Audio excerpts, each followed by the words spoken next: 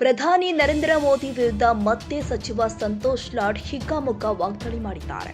ಬೆಳಗಾವಿಯಲ್ಲಿ ಮಾತನಾಡಿದ ಸಚಿವ ಸಂತೋಷ್ ಲಾಡ್, 11 ವರ್ಷಗಳಿಂದ ಇಡೀ ದೇಶದ ಜನರನ್ನ ಮೂರ್ಖರನ್ನಾಗಿ ಮಾಡಲಾಗ್ತಾ ಇದೆ. ರಾಷ್ಟ್ರೀಯ ಮಾಧ್ಯಮಗಳ ಪ್ರೈಮ್ ಟೈಮ್ನಲ್ಲಿ ಏನು ಬರುತ್ತೋ ಅದನ್ನೇ ನೋಡಿ ಸುಮ್ಮನಾಗುವುದು. ರಾಷ್ಟ್ರೀಯ ಮಾಧ್ಯಮದ ಕೆಲ ನಿರೂಪಕರು ಬಿಜೆಪಿ ವಕ್ತಾರಂತೆ ಮಾತನಾಡ್ತಾರೆ. ಪಾರ್ಲಿಮೆಂಟ್ ಸೆಷನ್ ನಡೆದಿದೆ. ಇಂತಹ ಸಮಯದಲ್ಲಿ ಪಿಎಂ ಅವರು ವಿದೇಶಕ್ಕೆ ಯಾಕೆ ಹೋಗಬೇಕಾಗಿತ್ತು? 90 ದೇಶ ಒಳಗೊಂಡಂತೆ 180 ಸಲ ಮೋದಿ ಅವರು ವಿದೇಶ ಪ್ರವಾಸ ಮಾಡಿದ್ದಾರೆ. ಪಾರ್ಲಿಮೆಂಟ್ ಸೆಷನ್ ನಡೆಯಬೇಕಾದ್ರೆ ವಿದೇಶ ಪ್ರವಾಸ ಯಾಕೆ ಮಾಡಬೇಕು? ಸದನದಲ್ಲಿ ಇದ್ದು ಉತ್ತರ ಕೊಡಬಾರ್ದಾ? ಇದನ್ನ ಕೇಳುವ ಅವಕಾಶ ಇಲ್ವಾ? ಬಡವರಿಗೆ ಕಟ್ಟಕಡೆಯ ವ್ಯಕ್ತಿಗೂ ಪ್ರಶ್ನಿಸುವ ಅಧಿಕಾರವಿದೆ, ಆದ್ರೆ ಅವರಿಗೆ ಕೇಳಬಾರದು. ಮೋದಿ ಸಾಹೇಬ್ರನ್ನ ಯಾರು ಏನು ಪ್ರಶ್ನೆ ಮಾಡಬಾರದು. ಬಿಜೆಪಿ ವಿರುದ್ಧ ಮಾತನಾಡಬಾರದು ಅಷ್ಟೇ. ಮಾಧ್ಯಮಗಳಿಗೂ ಇಂದು ಆ ಸ್ವಾತಂತ್ರ್ಯ ಇಲ್ಲದಾಗಿದೆ ಎಂದು ಸಂತೋಷ್ ಲಾಡ್ ಕಿಡಿಕಾರಿದ್ರು.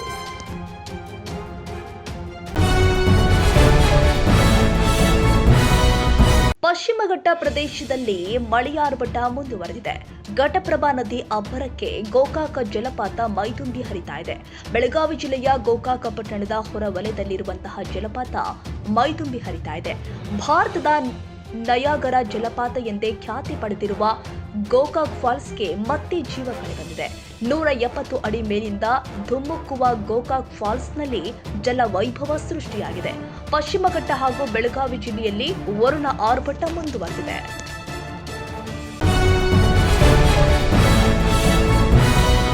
ಮುನಿಸು ಮರೆತು ಬಳ್ಳಾರಿಯಲ್ಲಿ ರೆಡ್ಡಿ ರಾಮುಲು ಒಗ್ಗಟ್ಟಿನ ಮಂತ್ರ ಜಪ ಮಾಡಿದ್ದಾರೆ. ರಾಮುಲು ವಿರುದ್ಧ ಶಾಸಕ ಬಿ ನಾಗೇಂದ್ರ ರೆಬಲ್ ಆಗ್ತಾ ಇದ್ದಂತೆಯೇ ಗಾಲಿ ಜನಾರ್ದನ್ ರೆಡ್ಡಿ, ಬಿ ಶ್ರೀರಾಮುಲು ಒಂದಾಗಿದ್ದಾರೆ. ಬಳ್ಳಾರಿಯಲ್ಲಿ ಜೊತೆಯಾಗಿ ಜೂನಿಯರ್ ಸಿನಿಮಾ ವೀಕ್ಷಣೆ ಜನಾರ್ದನ್ ರೆಡ್ಡಿ ಹಾಗೂ ಶ್ರೀರಾಮುಲು ಮಾಡಿದ್ದಾರೆ. ಜನಾರ್ದನ್ ರೆಡ್ಡಿ ಪುತ್ರ ಕಿರೀಟ ಅಭಿನಯದ ಜೂನಿಯರ್ ಸಿನಿಮಾವನ್ನ ಬಳ್ಳಾರಿಯ ನಟರಾಜ ಚಿತ್ರಮಂದಿರದಲ್ಲಿ ಸ್ನೇಹಿತರು ವೀಕ್ಷಣೆ ಮಾಡಿದ್ದಾರೆ. ಇಬ್ಬರು ವೈಯಕ್ತಿಕ ಪರಸ್ಪರ ಕೆಸರೆರಚಾಟದ ಮೂಲಕ ಹಾವು ಮುಂಗುಸಿಯಂತಾಗಿದ್ರು.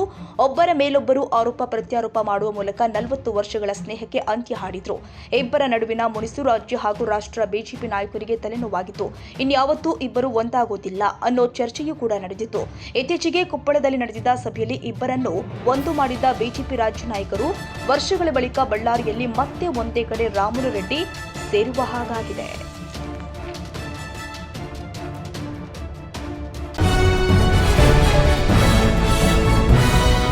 ವಿದೇಶದಿಂದ ಕೊಲೆ ಆರೋಪಿ ನಟ ದರ್ಶನ್ ಬೆಂಗಳೂರಿಗೆ ಆಗಮಿಸಿದ್ದಾರೆ. ವಿದೇಶದಲ್ಲಿ ಸಿನಿಮಾ ಶೂಟಿಂಗ್ ಮುಗಿಸಿಕೊಂಡು ಬೆಂಗಳೂರಿಗೆ ವಾಪಸ್ಸಾಗಿದ್ದಾರೆ. ದೇವನಹಳ್ಳಿ ಬಳಿಯ ಕೆಂಪೇಗೌಡ ಏರ್ಪೋರ್ಟ್ನಿಂದ ಕುಟುಂಬದ ಜೊತೆ ಮನೆಯತ್ತ ಕಾರಲ್ಲಿ ಪ್ರಯಾಣ ಮಾಡಿದ್ದಾರೆ.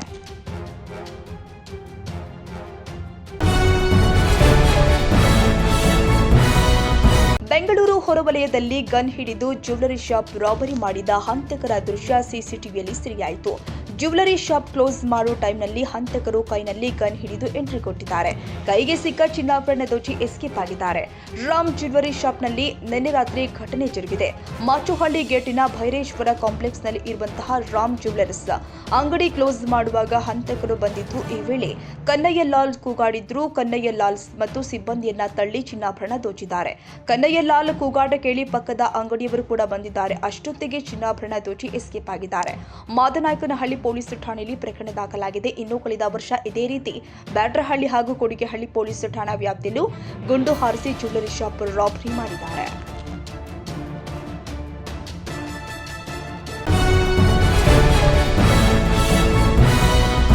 ಮಂಡ್ಯದಲ್ಲಿ ಚಿರತೆಗಳ ಉಪಟಳ ದಿನದಿಂದ ದಿನಕ್ಕೆ ಹೆಚ್ಚಾಗ್ತಾ ಇದೆ. ಕಾಡು ಬಿಟ್ಟು ನಾಡಿಗೆ ಎಂಟ್ರಿ ಕೊಟ್ಟಿರುವ ಚಿರತೆಗಳ ಕಾಟಕ್ಕೆ ಜಾನುವಾರುಗಳಿಗೆ ಆತಂಕ ವ್ಯಕ್ತವಾಗಿದೆ. ಮೊನ್ನೆ ಕೆಆರ್ಪೇಟೆಯ ಮಾಳಗೂರು ರೈತನ ಮೇಲೆ ಚಿರತೆ ದಾಳಿ ಮಾಡಿತ್ತು. ನಿನ್ನೆ ಬೆಳಿಗ್ಗೆ ಕೆಆರ್ಪೇಟೆಯ ಮುರುಕನಹಳ್ಳಿ ಸಮೀಪ ಮತ್ತೊಂದು ಚಿರತೆ ಪ್ರತ್ಯಕ್ಷವಾಗಿದೆ. ರಾತ್ರಿ ಲಕ್ಷ್ಮೀಪುರದ ಸಮೀಪ ಇನ್ನೊಂದು ಚಿರತೆ ಪ್ರತ್ಯಕ್ಷವಾಗಿದ್ದು ಊರಿನ ಎಂಟ್ರಿಯಲ್ಲಿ ರಸ್ತೆ ದಾಟಿ ಹೋಗುತ್ತಿರುವ ದೃಶ್ಯ ಸೆರೆಯಾಗಿದೆ. ಸ್ಥಳೀಯರ ಮೊಬೈಲ್ನಲ್ಲಿ ಸೆರೆಯಾಗಿದ್ದು ಸರತಿ ಸಾಲಿನಲ್ಲಿ ಚಿರತೆಗಳ ಪ್ರತ್ಯಕ್ಷದಿಂದ ಜನ ಆತಂಕಗೊಂಡಿದ್ದಾರೆ. ಚಿರತೆ ಸೆರೆ ಹಿಡಿಯಲು ಅರಣ್ಯ ಇಲಾಖೆಗೆ ಗ್ರಾಮಸ್ಥರು ಒತ್ತಾಯ ಮಾಡಿದ್ದಾರೆ.